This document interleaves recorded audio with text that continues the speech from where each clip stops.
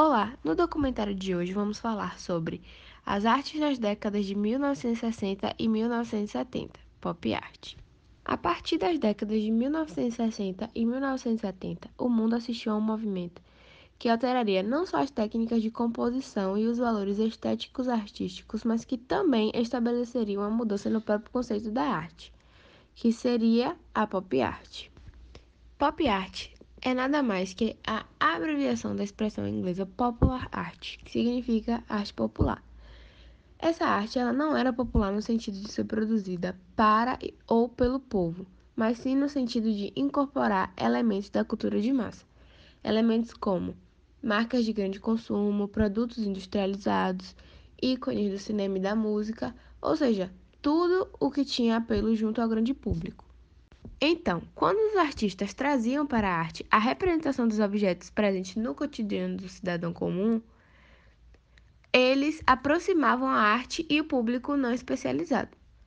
Resumindo, antigamente a arte servia para ser única, exclusiva e duradoura. Porém, a pop art ela chegou para mudar esse conceito. Ela trouxe uma arte que foi utilizada para ser comercializada, consumida pela massa de pessoas comuns. A pop art surgiu na década de 1950 na Inglaterra e durante os anos começou a se espalhar até que atingiu seu auge em 1960 em Nova York. Era uma época marcada pelo materialismo e consumismo, pois o estilo de vida americano era capitalista.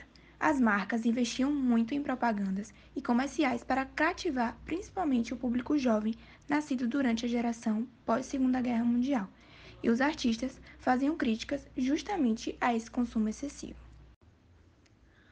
A pop art tem inúmeras características e podemos destacar a aproximação da arte com a vida cotidiana, a utilização de cores intensas e vibrantes, a reproduções de peças publicitárias, a inspiração de cultura de massa, a imitação da estética industrial, a reproduções em série do mesmo tema, o uso da imagem de celebridades e inspiração no universo das histórias em quadrinhos. Os artistas, que produziam essas obras dessa corrente, eles trabalhavam com cores vivas, inusitadas e usadas na publicidade. Eles escolhiam as imagens e os símbolos populares como um material de criação. E esses símbolos eles eram ironizados para fazer uma crítica ao excesso de consumo na sociedade capitalista. Isso porque o capitalismo naquela época era muito incentivado pela publicidade, cinema e etc. Ela só pensa em namorar. Ela só pensa em namorar. A chegada da pop art no Brasil aconteceu na década de 60, em meio aos movimentos de protesto no país contra a ditadura militar. A pop art já havia transformado o cenário da arte na Inglaterra e nos Estados Unidos, destacando artistas como Roy, Andy e Robert. O espírito contestador desses artistas também foi a marca dos artistas nacionais, apesar do alvo dos protestos serem pontos diferentes. No Brasil, eram as duras críticas à tortura e à violência da ditadura, e as reflexões do cotidiano banal e dos problemas sociais que ganhavam as telas. A utilização de cores vivas e inusitadas, colagens, alterações dos formatos das imagens, as figuras de ícone simbólico, o uso das impressões em serigrafia, alto contraste e as referências aos gibis foram algumas das marcas da pop art no Brasil. As obras eram usadas como um forte instrumento de denúncia política e social. E, além das telas de artistas como Antônio Dias, Rubens, Cláudio e Hélio Oiticica, outros membros de cultura nacional se apropriaram do conceito contestador da pop art no Brasil e o levaram para a música.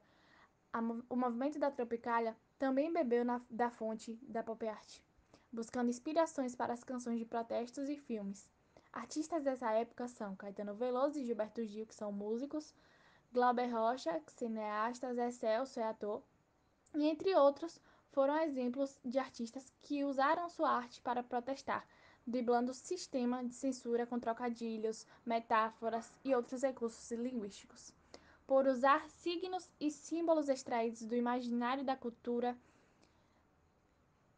de massa e da atividade cotidiana, a pop art conseguia criar conexões com o público e agitar a mente dos espectadores, tanto através da arte quanto da música e do cinema. Agora, eu vou citar os principais artistas brasileiros da pop art. Bom, o primeiro é Rubens Gershman. Em 1967, Rubens ele foi premiado no Salão Nacional de Arte Moderna com a viagem aos Estados Unidos. E aí, com essa viagem, ele começou a se basear em Nova York entre os anos de 1968 e 1972 e acabou realizando várias exposições. E a sua principal obra foi A Bela Lindonéia, que é uma obra que fazia alusão a uma jovem leitora de fotonovelas de 18 anos que acabou morrendo sem encontrar um amor. E essa foto também foi a inspiração de Caetano Veloso para escrever uma de suas principais canções que marcou o movimento tropicalista, né, que ficou conhecida como Lindonéia. Outro principal artista é o Antônio Dias. Ele estudou no Ateliê Livre de Gravura da Escola Nacional de Belas Artes. E na década de 60, ele começou a incorporar palavras e frases às suas obras. E com o passar do tempo, em 1977, ele começou uma série de trabalhos que tiveram como suporte o papel artesanal, né? Que acabou se integrando às suas obras pela textura e pela mistura de pigmentos que eles contêm. E um desses trabalhos foi o álbum Tramas, né, de xilografias. E a sua obra que possui mais destaque é a chamada Os Restos do Herói, de 1966. Hélio Oiticica. Ele foi um dos principais artistas da pop art no Brasil e ele era um artista performático, pintor e escultor. Ele começou seus estudos de pintura e desenho com Ivan Serpa. E logo no seu primeiro ano de aprendizado, ele escreveu o seu primeiro texto sobre artes plásticas. E lá em 1964, ele começa a fazer as chamadas manifestações ambientais. E em 1968, ele realiza a primeira manifestação coletiva chamada Apocalipopótese, da qual fizeram parte as suas obras Parangolés e Os Ovos, de Lígia Pepe. E essa obra mais importante ficou conhecida como O Grande Núcleo, de 1960. Vicky Muniz é outro artista da pop art moderna no Brasil e um grande representante contemporâneo por causa das suas fotografias cobertas por balas e geleias. Ele atualmente é radicado em Nova York, mas suas obras elas já passaram por diversas exposições aqui no Brasil. E uma de suas obras mais famosas é a Mona Lisa desenhada com geleia e pasta de amendoim. Então, eu vim falar um pouco agora sobre as curiosidades da pop art. Uma das curiosidades é que os artistas da pop art buscavam criar um contraponto à complexidade da arte moderna. Outra é que no Brasil essa não foi utilizada para criticar a cultura de massa, mas sim foi utilizada como ferramenta de denúncia política e social. Outra curiosidade é a frase icônica de Andy Warhol: um dia todos terão direito a 15 minutos de fama. Essa frase criticava o endeusamento de pessoas famosas e o culto a celebridades instantâneas.